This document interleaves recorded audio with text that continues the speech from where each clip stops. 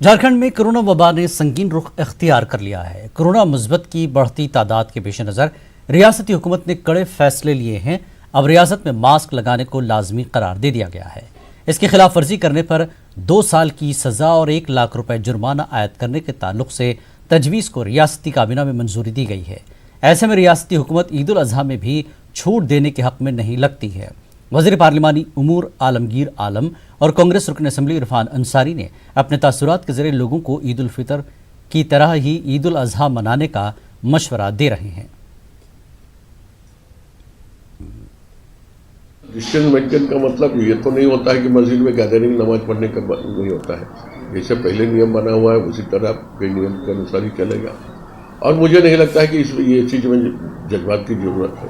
ये पहले तो हमें अपना सुरक्षित रहना होगा। और हमने कहा कि इसके पहले भी ईद उल फितर जो है हम लोग गुजारे हैं और उसी को मानकर हमको चलकर आने वाले जो बकरीद है उसको मनाना पड़ेगा। अभी समय है 31 तक और हम लोग भी मांग करेंगे कि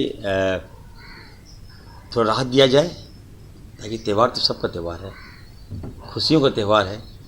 लेकिन कोविड को लेकर सारी खुशियां तो आप देख ही रहे हैं समाप्त हो गई है। अब तो लोग चाहते हैं कि नहीं हम जिंदा रहें, इसके लिए अल्लाह ताला से दुआ कर रहे हैं।